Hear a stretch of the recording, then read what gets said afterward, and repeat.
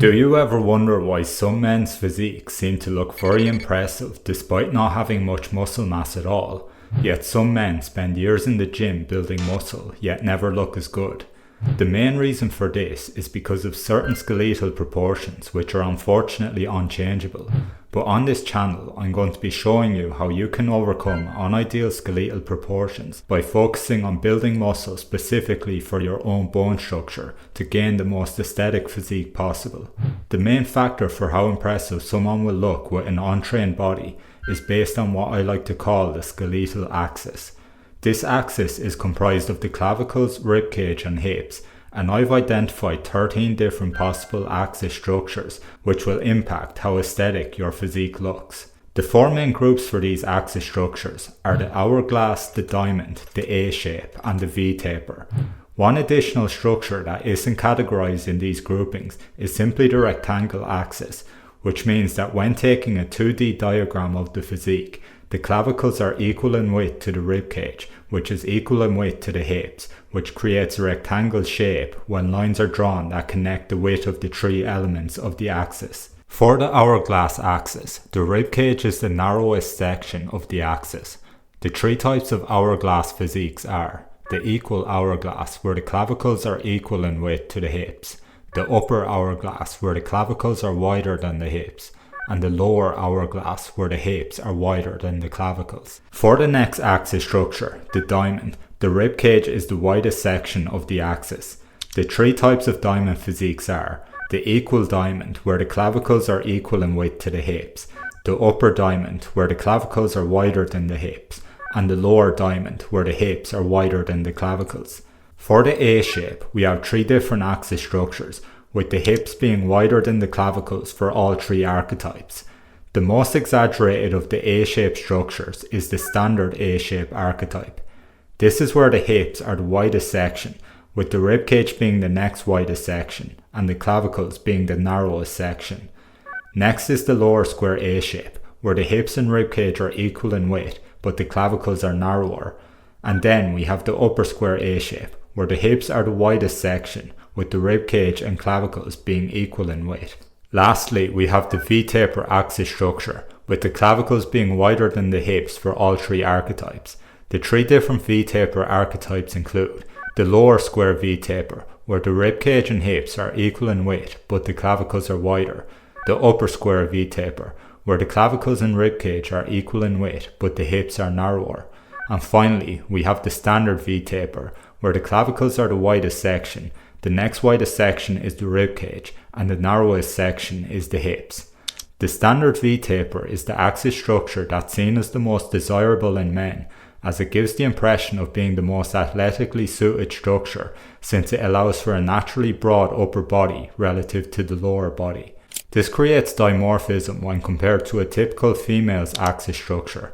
which is more lower body dominant. Whether the standard V-taper is actually the most ideal structure for athletic performance will be explored in future videos on this channel, since we do see athletes dominating their respective fields with a variety of axis structures. But from an aesthetic perspective, it's almost universally agreed upon that the standard V-taper is the most appealing looking structure. Despite other axis structures having a generally less aesthetic appearance than the standard V-taper in untrained physiques, most people can make up for having an axis structure that's suboptimal aesthetically by focusing on the right muscles to train to enhance their specific structure. With all of the 13 possible axis archetypes now identified, you may be able to identify your own axis structure archetype by measuring the ratios of your clavicles, ribcage and hips using a front view picture.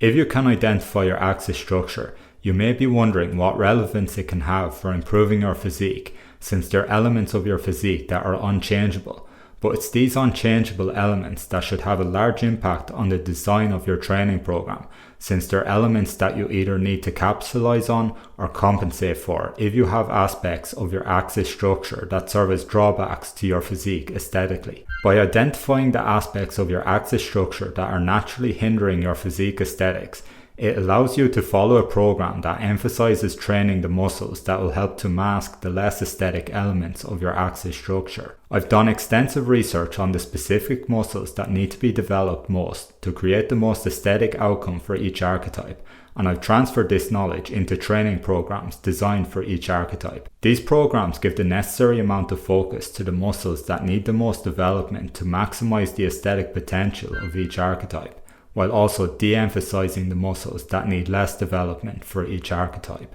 For example, with an axis structure archetype where the clavicles are the narrowest section of the axis, the workout program will be limited to one trap exercise, or in some cases it will include no trap exercises in order to de-emphasize the traps, since adding excessive trap mass on top of clavicles that are already narrow compared to the rest of the axis structure can create the illusion of the clavicles being even more narrow. For axis structure archetypes where the clavicles are wide relative to the hips, it affords more of an emphasis on trap training and trap development, because in cases where the traps are underdeveloped on wide clavicles, it can lead to the region between the clavicles and head looking fragile from a lack of development, particularly if the rest of the physique has been developed through training. Another example is with the 3-diamond archetypes where the ribcage is the widest section of the axis. With these axis structures, the best way to detract from having a particularly wide ribcage is to emphasize training the chest, as a more developed chest will help to draw attention more towards the width of the chest than the width of the ribcage,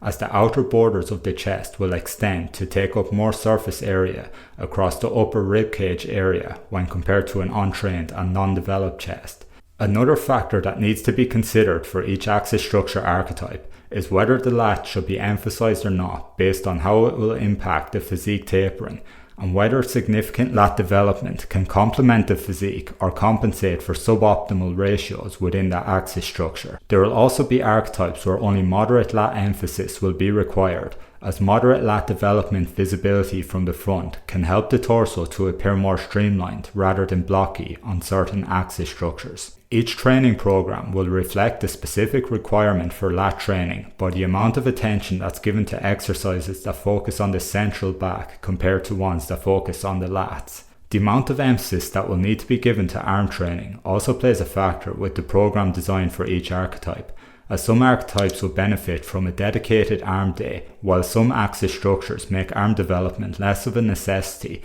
meaning that the arm training is performed on the same day as the push and pull workouts. With each program, there's also the option to customize it to include the exercises you have a preference for, or you can stick to my recommended base program to get started straight away. Along with creating these training programs, I've created a full course where these training programs can be found, which goes in depth into the theory of aesthetics, the training philosophy for each axis structure archetype, and the pros and cons of different body fat levels for the aesthetics of each archetype. Another section of the course details the ideal ways to dress for each axis structure archetype to highlight the best aspects of the natural structure, and details whether tighter or looser fitting clothing would look best for each axis structure on both an untrained physique and a physique that's achieved a good level of aesthetics after building muscle. If you're a complete beginner to lifting and are looking for a source with everything you need to know to get started, then this course is right for you, as I provide information on how to diet and calculate calories, and whether you should start in a caloric surplus to gain muscle or start in a deficit to lose fat based on your starting body fat level. For those who are interested in accessing the course, upon purchasing, I'll provide you with a full ratio analysis of your physique once you send me a front view picture of your physique that will allow me to identify which of the axis structure archetypes you belong to. With this knowledge, you will then be able to follow the training program and watch the course sections that are specific to your axis archetype. The course will also provide all the information you need to identify your axis structure yourself, which will allow you to proceed with all sections of the course immediately if you choose to do so. If you are interested in accessing the course, the link for it is in the description. I'd like to thank you all for watching, and I'll see you in the next video.